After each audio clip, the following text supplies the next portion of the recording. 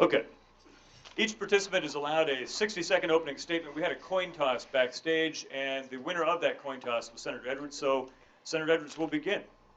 Well, I must tell you that my mother, Bobby Edwards, raised me to be a Southern gentleman, and as such, to always, forgive me, let ladies go first. Thank you, Senator. First off, this is not for the Nationals hat. This stands for my love, Dick Cheney. I want to thank you for having me last night, and thank the rest of you for inviting me here. First of all, I'd like to thank Ms. Coulter. She's helped me immeasurably in my fundraising, and I'll tell you why. She used a vulgar term to accuse me of being gay at a Republican function, and we were able to turn that into an internet fundraising program to raise Coulter cash, we said, and we raised in excess of $300,000. And so it was so successful, as a matter of fact, that now anytime I go out and I'm going to be photographed in public, I'll be standing next to a cowboy, an Indian, a cop, and a construction worker. Do you watch television at all? Oh, I mostly watch Fox News and, of course, the entire Fox network. I mean, where in the liberal establishment media can you find such quality and moral programming as Trading Spouses and Are You Smarter Than a Fifth Grader?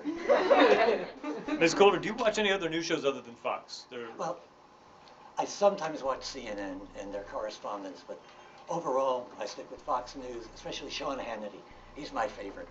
I mean, Sean Hannity is the Anderson Cooper for straight people. Yes, and I believe Anderson Cooper is the Sean Hannity for smart people. Let's see, Senator, do you watch Fox News at all? You know, the truth is, my house is so big, I have not found the room with a television in it yet, but when I do, I don't believe I'll be watching Fox television. I think I'd rather watch a Pauly Shore Film Festival. Another tense situation across the globe. We've got things heating up in North Korea. Senator Edwards, how would you deal with that? Well, first of all, part of the problem in North Korea is Kim Jong-il, I do believe. Yes, he has a bad attitude. Just got back from Japan, did not have the fun he thought he was going to have. He's at Disney World, and those signs that say you have to be this tall to ride this ride.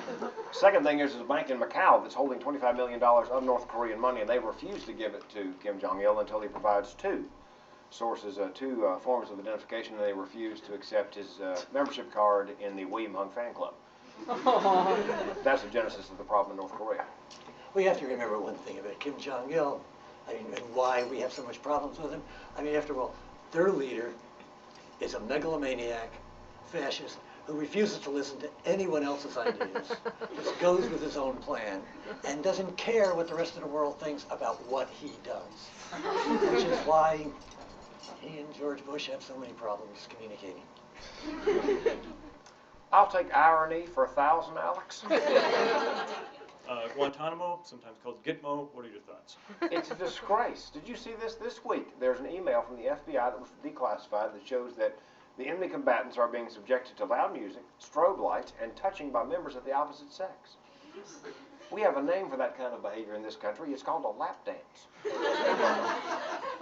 There are enemy combatants there. We used to call it college. Speaking of torture, I know this is a big popular topic here. How do you feel about Nancy Pelosi's recent trip to Syria, Mr. Edwards?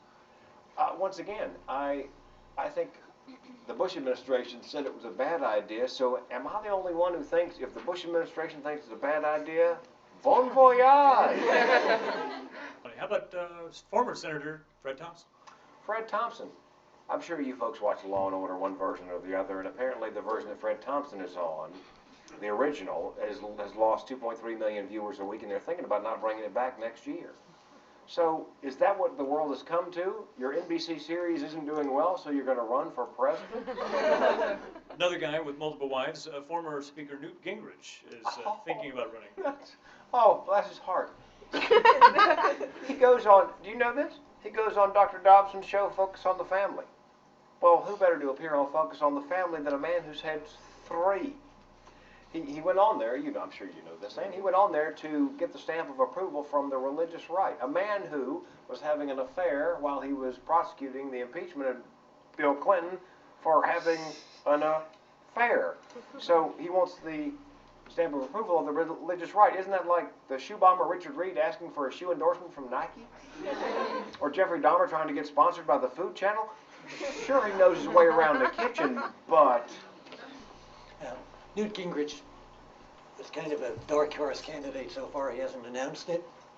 Unfortunately, he he's makes secretary look had like a few- Palomino. He's had a few problems in the last week with his mouth. But he was the perfect candidate, the perfect values, the perfect morals, and for the time being at least, the perfect trophy wife.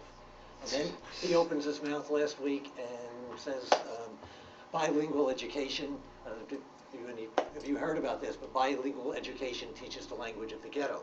Well, of course, the Hispanics in particular went in an outrage. I mean, not that he cared about outraging the Hispanics, but he did care about outraging the rich Republican Cubans in Florida. Then he goes on to Hannity and Combs the next night. Hannity and Combs is talking to him about the situation. He goes, I never meant to insult Hispanics by using the word ghetto. I mean, everyone knows historically the word ghetto has only been applied to Jews. So, I mean, I did have to admit, I had to admire the man for doing that because he managed to piss off 2 groups in 1 week, where I usually only get a chance to piss off 1 group a week. Honestly, the truth is, the bottom line is, Jeb Bush is a smart Bush brother.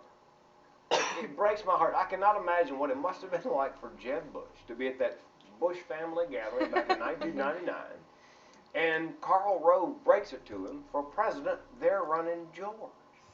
It's like being Jimmy Carter. You go to the Carter family gathering, and they break it to you, they're running Billy.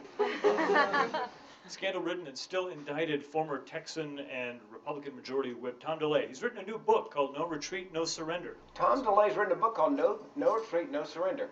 He quit his job in leadership in the House. Is that not retreat? And then he gave up his seat in Congress. Is that not surrender? I can't believe a man like that would write a book called No Retreat, No Surrender. That's like Michael Jackson writing a book called All the Girls I've Loved Before. Considering your position in the Democratic presidential candidate race right now, it would be more like you singing Leader of the Pack. Ouch. Ouch.